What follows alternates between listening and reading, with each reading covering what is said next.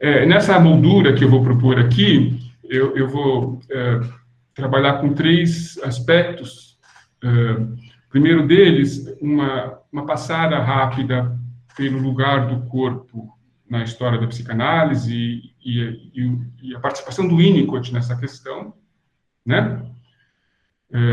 Em seguida, alguns comentários de ordem mais metapsicológica, né?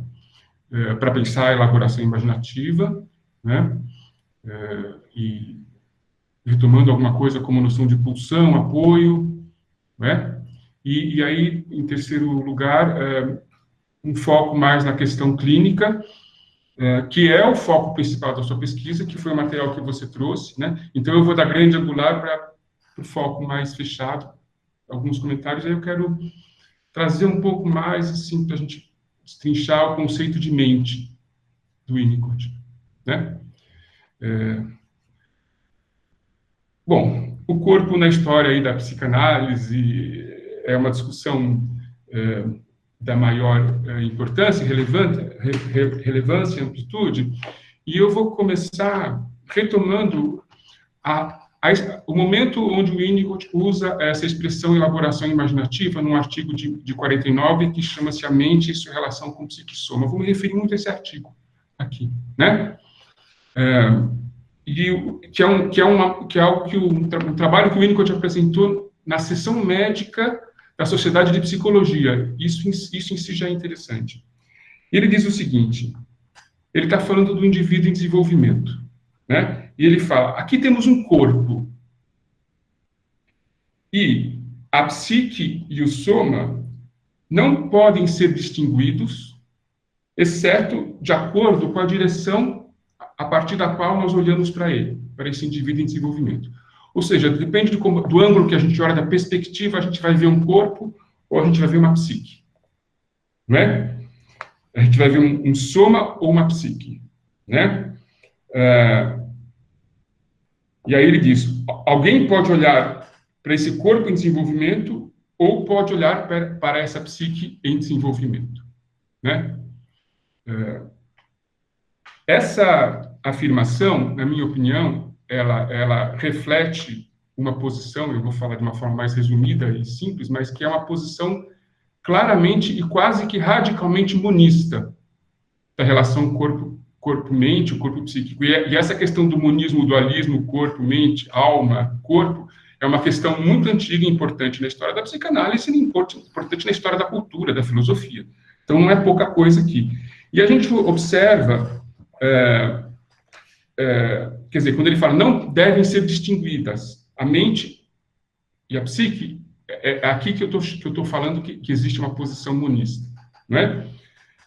E mais do que isso, que a gente pode adotar pontos de vista diferentes, e esses pontos de vista são pontos de vista de pesquisador epistemológico e constituem campos de pesquisa, por exemplo, a psicanálise e a medicina, a pediatria que olha um corpo em desenvolvimento e a psicanálise com crianças que olha uma psique em desenvolvimento, né? É claro que o campo da chamada psicossomática psicanalítica é uma tentativa de fazer uma articulação entre esses diversos pontos de vista, né? Eu gostaria bastante de falar da psicossomática também aqui. A frase seguinte é a frase que vai aparecer a expressão elaboração imaginativa, que é o objeto de pesquisa da Márcia, nesse mesmo texto. Aí ele vai nos dar uma definição do que ele entende por psique, Winnicott.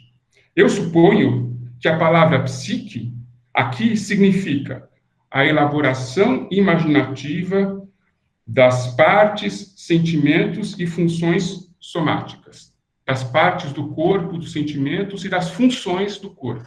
Elaboração imaginativa destas partes e funções corporais constitui a nossa psique. E aí ele fala, ou seja, da vivacidade física, da vivacidade do corpo. Ou seja, as partes do corpo, os sentimentos e as funções somáticas constituem uma vivacidade física, corporal, somática. né? E a psique é a elaboração imaginativa dessa vivacidade física.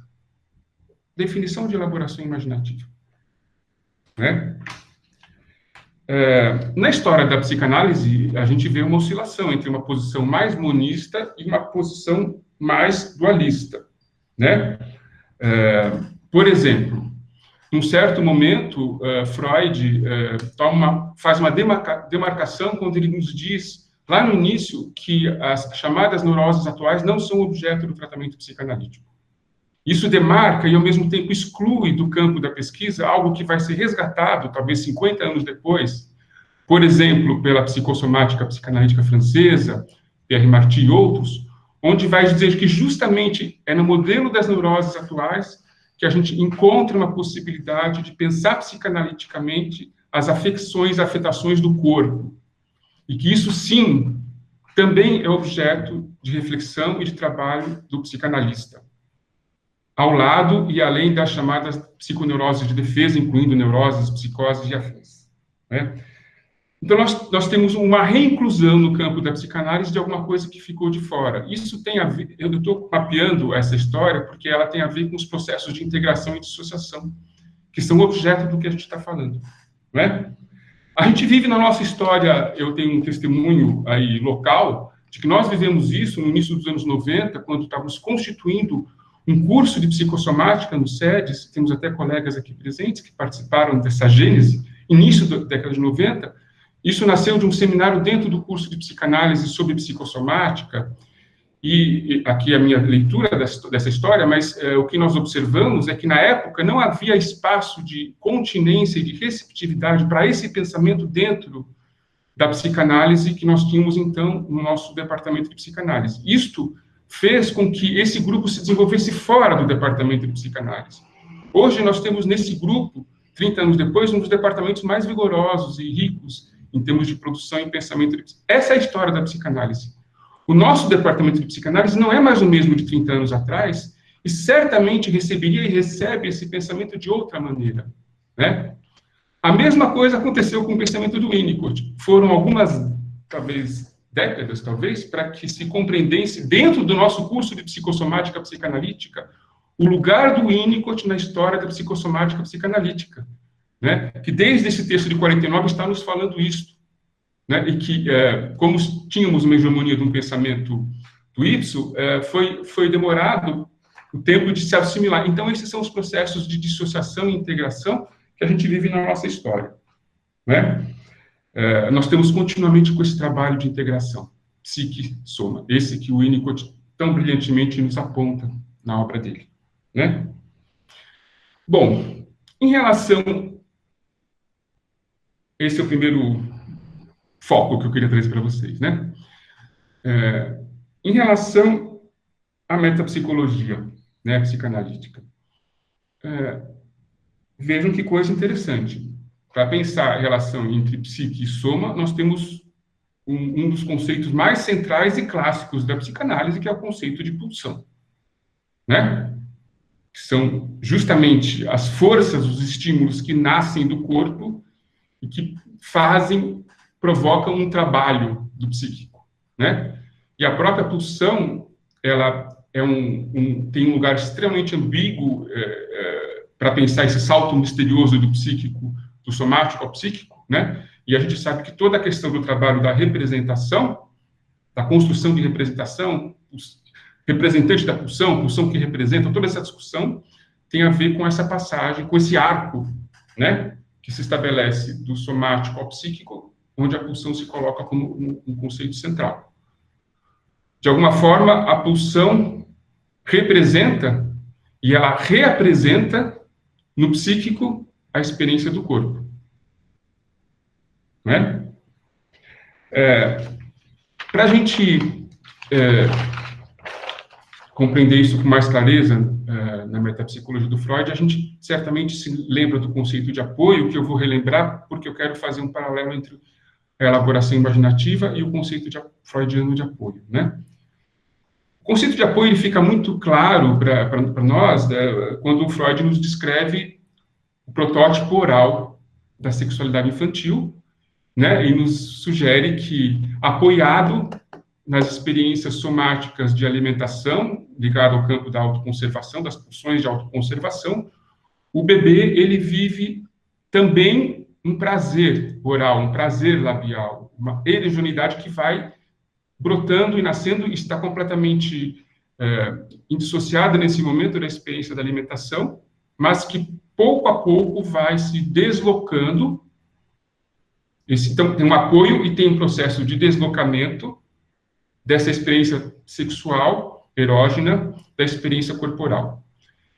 A passagem pelo autoerotismo, a gente sabe pelo Freud, Laplanche e tantos leitores de Freud, ela é essencial porque, nesse momento onde o bebê chupa o dedo, esse erótico ganha autonomia e ganha um lugar próprio, independente desse apoio somático. E, a partir daí, a gente pode imaginar toda a construção do conceito de psicossexualidade, o conceito freudiano, onde não só as sensações somáticas, erógenas, físicas, produzem um erotismo, mas surgem fantasias, surgem mecanismos psíquicos, por exemplo, projeção, surge um campo fantasmático, dramático, um romance familiar, um campo de interrelacional a partir dessa experiência da psicossexualidade, que é o cenário de piano, né? E o outro aspecto importante, tudo isso está embutido no conceito de psicossexualidade do Freud. Aí é que a oralidade é apenas um protótipo, e essa mesma função, raciocínio, a gente conhece pelo Freud, se estende para todo o corpo, para outras zonas erógenas e para todo o corpo, toda parte do corpo, toda a função do corpo pode ser objeto de erogenização, e isso vai constituindo o que se chama corpo erógeno, não é? Até aí tudo bem, é claro. Temos aqui um momento complicador muito importante nessa história, que é na década de 10, que se desenvolve no campo por Freud, por seus principais colaboradores, uma grande empreitada para tentar fazer uma teoria psicanalítica da psicose, e compreender a psicose através dos... isso tem a ver com tudo que a Marta estava apresentando, né? Vocês vejam, nós vamos chegar lá, né? Uma forma de pensar e compreender e intervir psicanaliticamente na psicose. Isso veio junto com a necessidade de pensar a formação do eu e os primórdios da constituição do eu. As duas coisas vieram muito atreladas. E isso ainda por cima com toda a questão da tensão entre Freud e Jung e da sustentação ou não da teoria da libido para pensar a psicose, né? Eu diria que isso é um nó conceitual da história da psicanálise definitivo. E que se relaciona com o que nós estamos falando agora, né? Qual foi o resultado desse momento? Foi a construção, criação da teoria do narcisismo por Freud, que procurou responder à questão da psicose, né, na psicanálise, mantendo e protegendo a teoria da libido a ser demolida, posta em questão o que era vivido como uma catástrofe naquele momento da história da psicanálise, né? Então, a tal da nova ação psíquica, que está lá na famosa frase do texto do narcisismo, que ocorre entre a passagem do autoerotismo para o narcisismo, o autoerotismo estava usando no bebê chupando o seu dedo, né? É a construção de um eu. E esse eu se constrói e surge à medida em que ele passa a ser objeto da libido, objeto de investimento libidinal. Vejam a teoria da libido completamente mantida e protegida e como a base de sustentação para pensar o narcisismo, que será um eixo dos mais importantes freudiano e pós-freudiano para se pensar a psicose, né? Aí a dialética eu-outro, né, sujeito e objeto da libido, vai ser o eixo principal da constituição do eu de se pensar também a psicose. Em Winnicott, por exemplo, a gente sabe como ele faz uma ampliação quando ele considera a mãe não apenas como objeto, mãe-objeto de investimento libidinal, mas a mãe como ambiente, não é? A mãe que oferece sustentação, um ambiente que oferece sustentação, né? Um outro que é um ambiente que sustenta. E o eu não só apenas como objeto de investimento libidinal, né? O eu se amplia e passa a ser pensado também como um espaço potencial da subjetividade, né? Aonde se desenrola e se desenvolve uma experiência de si mesmo, né? E aí vai se desenvolver toda a complexidade do conceito de self, que, como a Márcia bem lembrou numa passagem muito importante lá do texto do falso self do Winnicott, né? O self, ele é pensado como a vivacidade do próprio corpo, né? Dos tecidos, dos órgãos, né? Como essa vivacidade, vamos chamar de uma vivacidade psicossomática. A termo vivacidade é muito importante aqui, né? E faz muita diferença, né? Então, o que eu estou querendo dizer com essa recapitulação freudiana, vamos dizer assim, né? Que, de certa maneira, o conceito de elaboração imaginativa é um reenunciado transformado daquilo que seria a função do apoio para Freud, de um corpo, de um psíquico que nasce apoiado a partir das experiências somáticas, mas com mudanças muito significativas.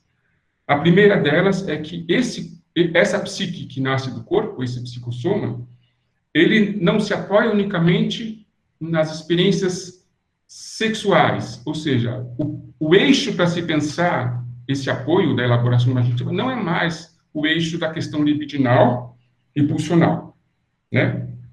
E, ao mesmo tempo, né, se desenvolve aqui uma teoria da formação do eu corpo, do eu corporal, aquele eu corporal que o Freud vai falar no ego e o id, né?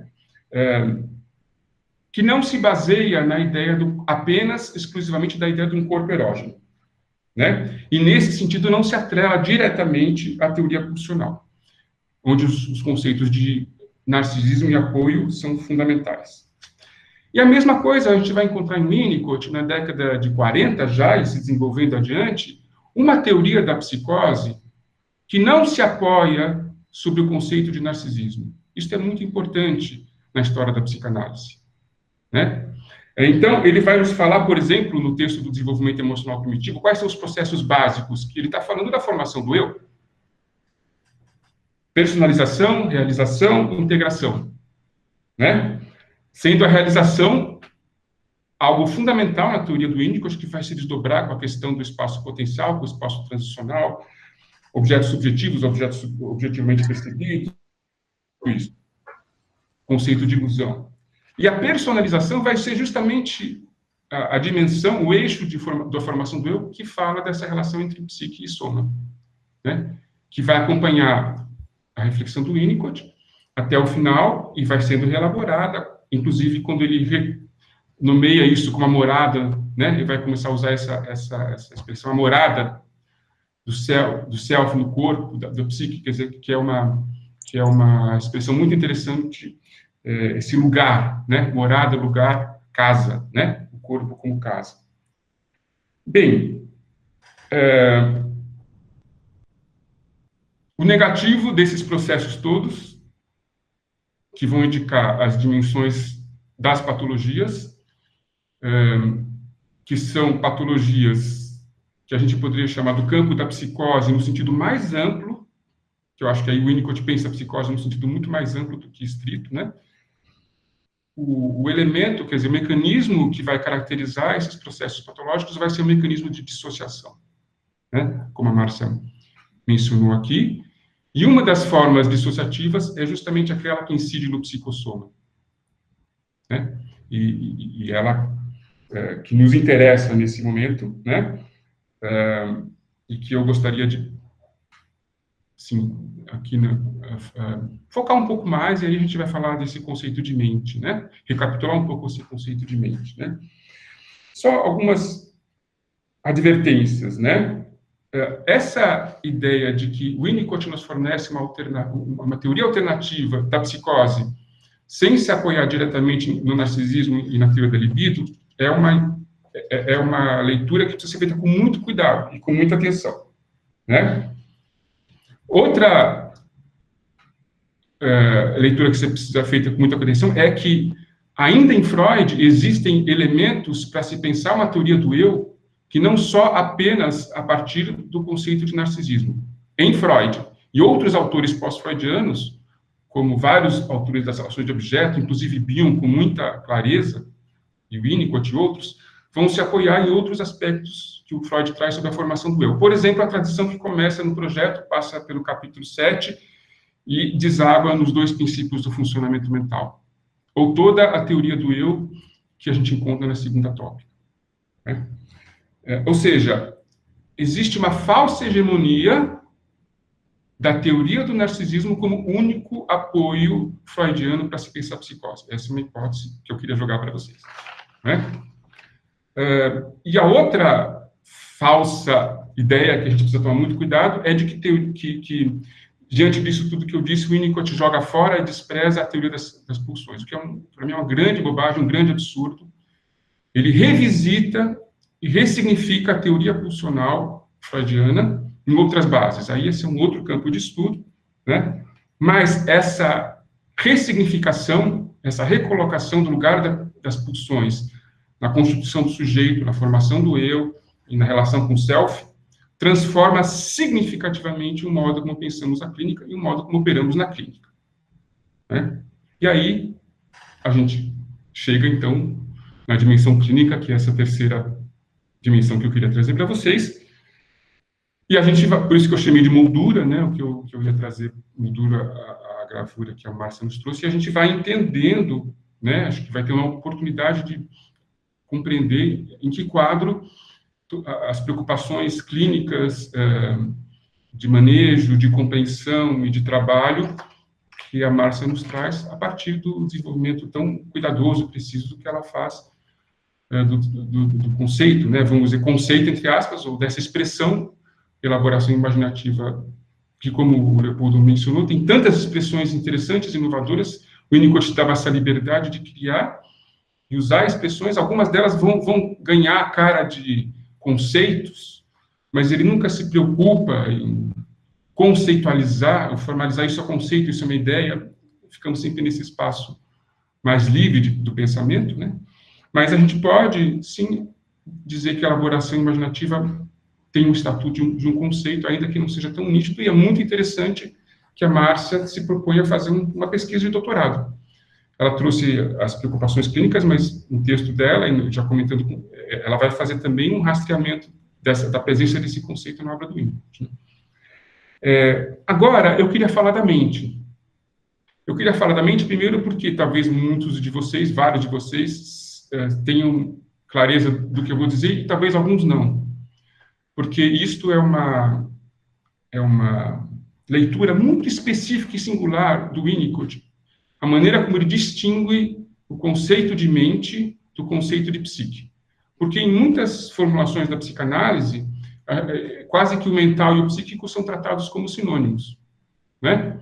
E o Winnicott propõe uma leitura, isso desde 49, então, portanto, né, que vai ser determinante no desenvolvimento desse pensamento, que distingue de uma forma muito clara a psique da mente. Então, o que é a mente para o Winnicott? A mente, ele vai dizer que a mente é uma função da face psíquica do psicossoma.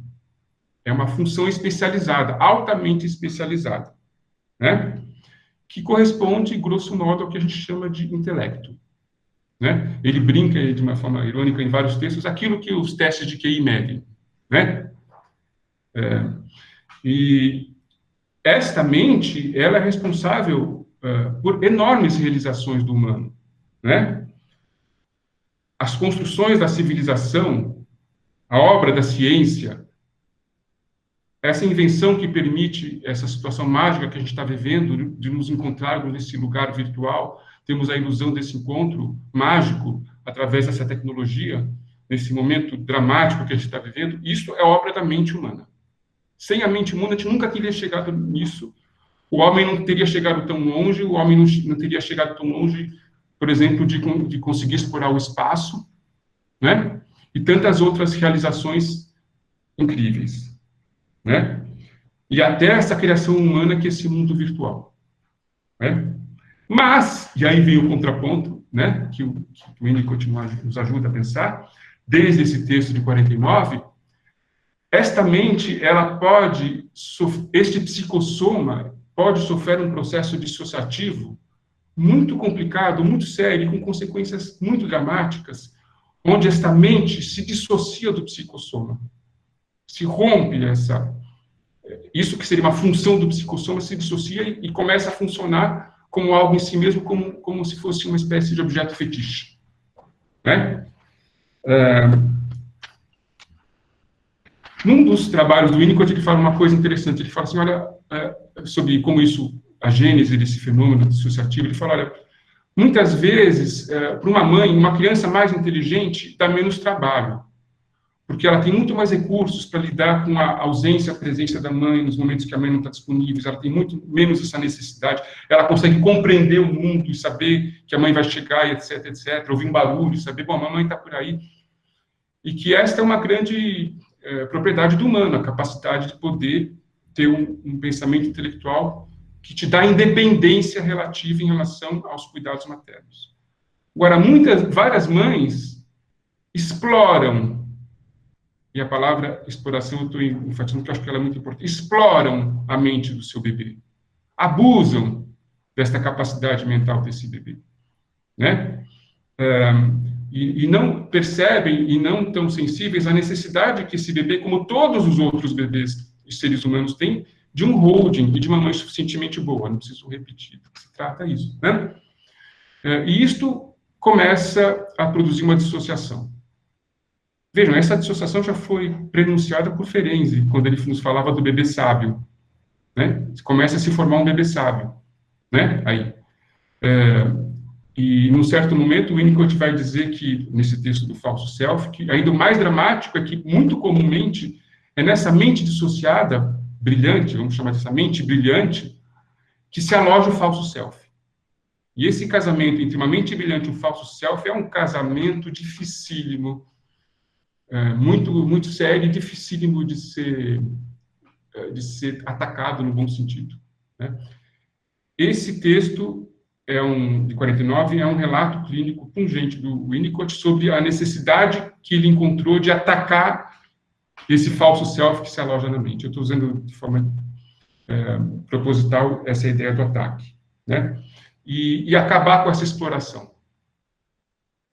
Porque essa exploração, se a gente parar para pensar, é uma exploração, se vocês concordarem comigo, que ela é muito frequente na nossa cultura. O quanto a nossa cultura explora a nossa capacidade mental.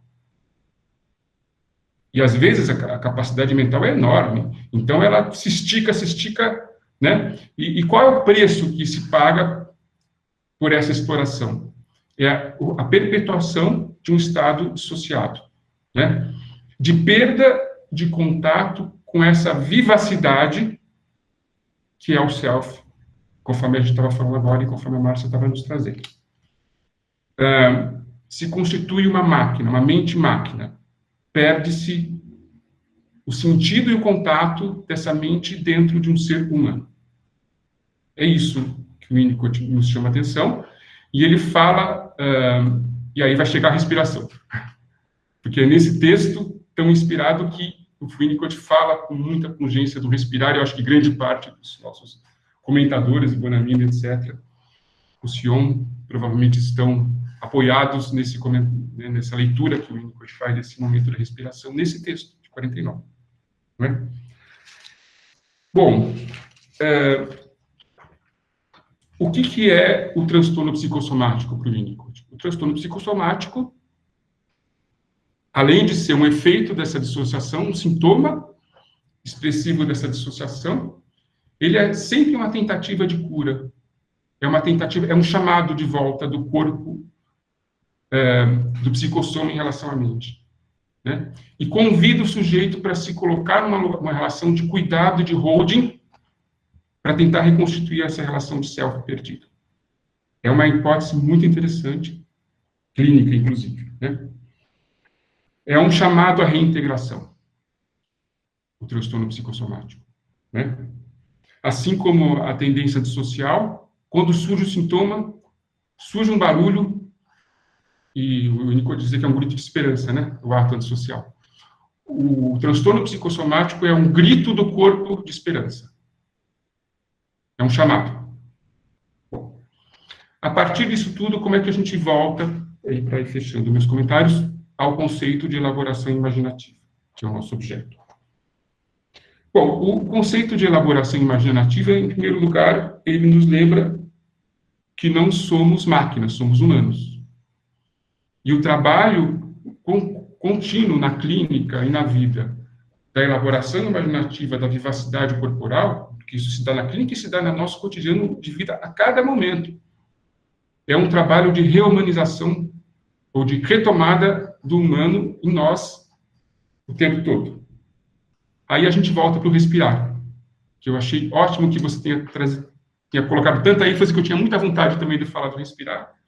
Nesse texto de 49, chega um momento em que a paciente está vivendo uma enorme regressão, e o Winnicott fala que é um momento muito perigoso, porque ela tem riscos de atuações autodestrutivas muito violentas, ela tem fantasias de bater a cabeça na parede, de destruir a cabeça dela, e o Winnicott diz a gente precisa oferecer um holding, segurar essa cabeça, porque o que está acontecendo aqui é uma demolição de uma mente dissociada.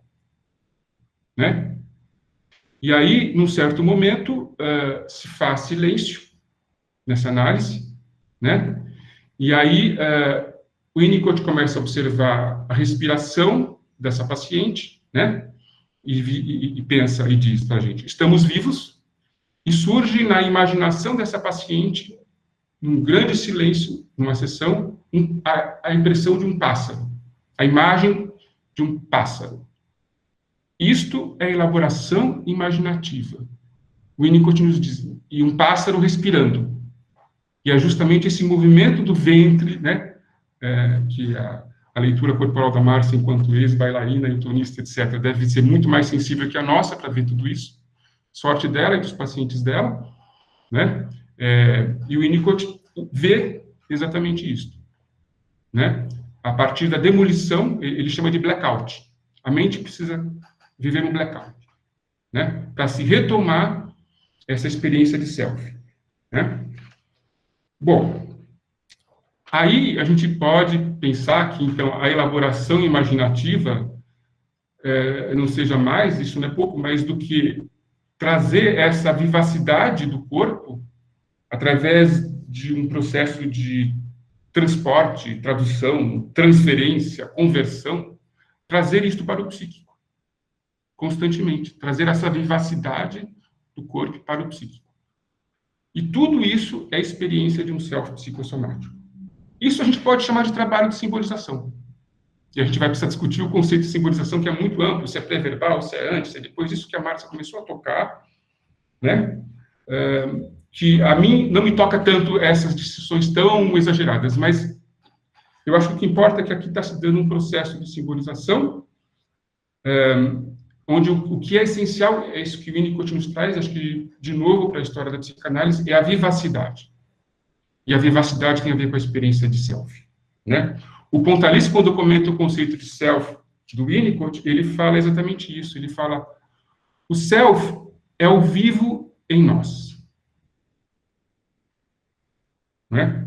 E é essa experiência do self que se rompe, que se corrompe, que se perde, quando se instalam processos dissociativos, processos de exploração, e nós temos, pela sorte e pelo azar, uma capacidade mental incrível, alguns mais do que outros, mas o ser humano de modo geral, o que não fica difícil de ser explorada essa mente, e produz coisas incríveis, uma mente brilhante, né? Assim como sujeitos que são adictos graves, que têm uma capacidade incrível de conviver com doses e doses cada vez maiores de substâncias, e parece que sempre renascem das cinzas. Esses processos são frutos de dissociação, e a gente precisa pensar muito bem sobre a nossa posição ética diante dessas situações, como analistas, né? Elaboração imaginativa. Elaborar nos fala de trabalho. A gente pode pensar no trabalho do luto, o trabalho do sonho, o trabalho da análise. Imaginativa nos fala da imaginatividade, da importância crucial da imaginatividade na experiência de self. Alguma coisa que faz se desdobrar na teoria do brincar, né? A Márcia falou do brincar em análise, na teoria do sonhar, em Winnicott, né? Na questão da criatividade. Se a gente pegar os freudianos muito inspirados, que têm trabalhado com o conceito de figurabilidade, é um parentesco próximo, que eu até sugeriria para você explorar o conceito de figurabilidade, porque ele vai nascer da teoria do sonho, do Freud, que eu acho que é muito importante para amadurecer o que seja esse trabalho de simbolização da elaboração imaginativa, né? Mas o Winnicott nos convida para soltar a imaginatividade, para soltar a imaginação, né? E ela pode ir muito longe, mas é como uma pipa, a gente solta, mas a gente segura o fio que mantém a continuidade do ser, e mantém essa ligação dessa grande produção que a mente pode ter com a experiência do self, com esse pássaro, com essa respiração. Enquanto a gente puder manter essa associação, essa conjunção, que riqueza de experiências que o humano pode ter, né? Conforme a gente pode soltar a imaginação, né? Eu quero falar de um último ponto aqui, mas que para mim ele é muito importante, né? Então eu vou me dar a liberdade de falar um pouquinho mais. Na minha opinião, eu acho, e você tocou nesse assunto, Márcia, eu acho que é muito difícil a gente pensar esses processos sem considerar a questão do tempo e da processualidade, né? Todos os processos somáticos e psíquicos, eles exigem e pedem tempo, que é o tempo da processualidade. Sempre que a gente não consegue considerar esse tempo e levar em conta esse processo, a gente está no risco de romper e corromper a experiência de self. Então, se a gente vai pegar a psique como elaboração imaginativa da vivacidade do corpo, vamos pensar, por exemplo, em 3 processos somáticos. A gente está falando da respiração. Eu falaria da digestão, do ciclo do sono, do processo de amadurecimento ao longo de uma vida. A digestão é uma questão de horas, o ciclo do sono é uma questão de dia, né? O amadurecimento ao longo da vida é uma questão de anos, né? A metáfora da digestão como algo do psíquico é muito importante na psicanálise. Bion foi um dos que mais explorou isso, mas nós precisamos de um tempo de digestão psíquica para poder elaborar, recordar, repetir, elaborar, e isso tem a ver com o tempo de uma análise, com o tempo que a gente pode sustentar as experiências sem se romper, né? A mesma coisa em relação ao sono, que é uma coisa muito importante, o sono-sonho, né? Esse ciclo do sono-sonho, como ele pode ser atacado, corrompido e rompido, e atingido profundamente a experiência de self, né? E ao longo dos anos a gente vai se curando, né? É uma cura, né? Que nem queijo que vai curando, é o tempo. O efeito do tempo no processo de amadurecimento, de elaboração das questões, das angústias, dos conflitos, é fundamental. Então, a questão é, até onde, e você, no seu trabalho, eu acho que tem um momento muito bonito, uma passagem do texto da Márcia, que ela fala dos ritmos. Né? Eu ia reler, mas é por uma questão de tempo, você já falou, da importância dos ritmos do corpo, né? No trabalho de elaboração imaginativa. Será que a gente está conseguindo dar a devida atenção para isso na nossa clínica, na nossa vida e no nosso mundo da cultura hoje? Né? Então, a gente tem uma questão ética fundamental para a psicanálise, né? De que lado ela fica? Ela vai ficar reforçando ou se omitindo em relação aos processos dissociativos, ou ela vai pagar o preço de sustentar o valor da vivacidade e o custo que isso possa ter. O Winnicott paga um preço muito alto nessa análise com essa paciente, a gente sabe que essa paciente é um caso muito especial na história da clínica do Winnicott, né? E na vida pessoal e na relação com a cultura e com a nossa clínica, a gente pode ter um preço a pagar por não se aliar aos processos dissociativos, né? Bom, então eu queria encerrar, porque para mim são as coisas que são importantes e que eu queria trazer em relação ao conceito de elaboração imaginativa, como essa espécie de moldura, o trabalho da Márcia, e que uma forma, talvez, de oferecer um ambiente aí, né, de sustentação para um processo que eu acho que é muito bonito, de grande valor, de construção dessa reflexão e dessa pesquisa, e que eu faço votos que prossiga. e que tenha bons frutos.